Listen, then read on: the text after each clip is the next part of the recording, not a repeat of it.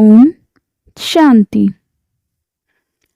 कभी कभी जीवन में ऐसे क्षण आते हैं जब कोई हमारे शब्दों को तुच्छ समझता है, हमारे भावों को ठेस पहुंचाता है या हमें नीचा दिखाने की कोशिश करता है। ऐसे में भीतर एक प्रश्न उठता है, मैंने ऐसा क्या किया कि ये व्यक्ति मेरा अपमान कर रहा है। बहुत बार हम सोचते हैं, मैं तो अच्छा हूँ, किसी का बुरा नहीं चाहता, फिर भी लोग मुझे नीचा क्यों दिखाते हैं। ब्रह्मा कुमारी में इसके बारे में कहा जाता है कि अपमान बाहरी नहीं होता, वह भीतर की शक्ति की परीक्षा होती है। जब आत्मा कमज़ोर होती है तो दूसरों के शब्द हमें चुभते हैं। जब आत्मा शक्तिशाली होती है तो वही शब्द हवा की तरह गुजर जाते हैं। ब्रह्मा कुमारी इसमें सिखाते हैं कि हम आत्मा हैं। शरीर, नाम, पद, धन या रिश्तों से अलग हैं। जो हमें अपमानित करता है वह वस्तुतः आत्मा को नहीं बल्कि शरीर की पहचान को ठेस पहुंचाता है। अगर मैं याद रखूं कि मैं आत्मा हूँ, शांति स्वरूप हूँ, शक्ति स्वरूप हूँ, तो कोई भी अपमान मुझे भीतर से हिला ही नहीं सकता। उदाहरण के लिए, जैसे कोई व्यक्ति मिट्टी में पड़े हीरे को गंदा कहे, क्या हीरा अपनी कीमत खो देता है? नहीं, वह बस कुछ समय के लिए धूल से ढक जाता है।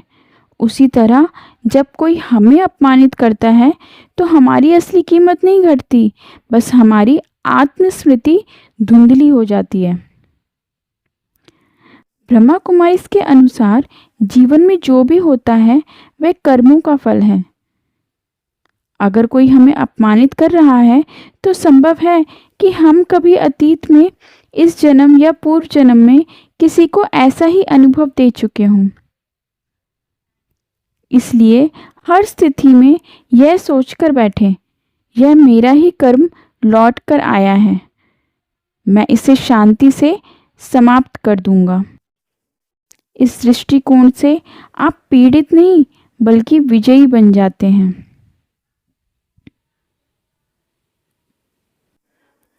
उदाहरण के लिए, एक साधक को अक्सर लोग नीचा दिखाते थे। उन्होंने बाबा से पूछा, बाबा मैं इतना सहन क्यों कर रहा हूँ? बाबा ने मुस्कुराकर कहा, बेटा जो तू आज शांति से झेल लेगा वो तेरे भविष्य के जीवन में तुझे ऊंचा उठा देगा। अपमान तभी चुभता है जब आत्मसम्मान सोया हुआ हो। जो आत्मस्मृति में स्थित है वह दूसरों की बातों को कांच की दीवार से गुजरते देखते हैं। ये इस तरीके की बातें आती हैं पर भीतर प्रवेश नहीं करती। आप चाहें तो ब्रह्मा कुमारी का अभ्यास रोज कर सकते हैं, जिसमें आप आत्मस्मृति में बैठें और खुद से कहें, मैं शांति का सागर हूँ, मैं शक्ति का दीपक हूँ, मेरा सम्मान बाबा से आता है, मनुष्य से नहीं। जब यह अभ्यास पक्का हो जाता है तो कोई चाहे कुछ भी कहे, आपकी आत्मा स्थिर, उज्जवल और शांत रहती है। हर अपमान के पीछे एक शिक्षा होती है। अगर हम सीखने के लिए तैयार हैं तो अपमान हमारा शिक्षक बन जाता है। उदाहरण के लिए, एक बहन ऑफिस में काम करती थी। सहकर्मी उसे बार बार नीचा दिखाते थे। वह हर बार सोचती, मैं शांत आत्मा हूँ, ये आत्माएं भी अपने कर्मों के बंधन में हैं। कुछ महीनों में वही लोग जो उसका मजाक उड़ाते थे उसे आदर से देखने लगे। क्यों? क्योंकि उसकी प्रतिक्रिया बदल गई थी। उसने अपमान को आत्मशक्ति से बदल दिया।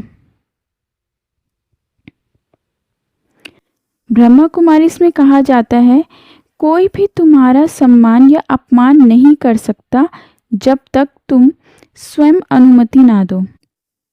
यानी शक्ति तुम्हारे भीतर है। जब तुम मन में कहते हो मुझे फर्क नहीं पड़ता, मैं आत्मा हूँ, तो स्थिति की शक्ति तुम्हारे हाथ में आ जाती है।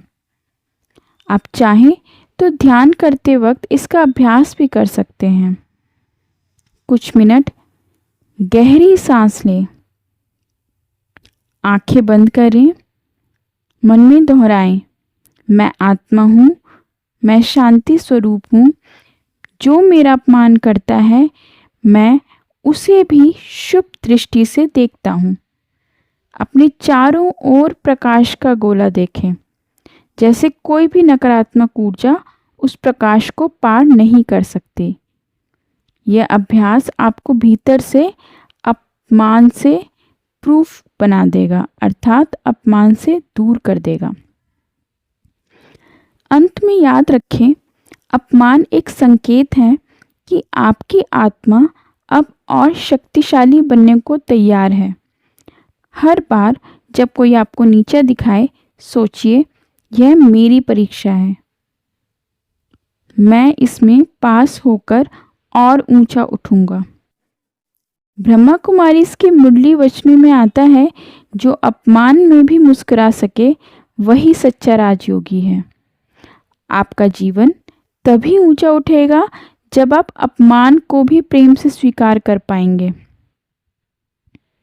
याद रखिए, अपमान हमें गिराने नहीं बल्कि हमें ऊंचा उठाने आता है, क्योंकि जहाँ अहंकार टूटता है वहीं आत्मा की रोशनी प्रकट होती है।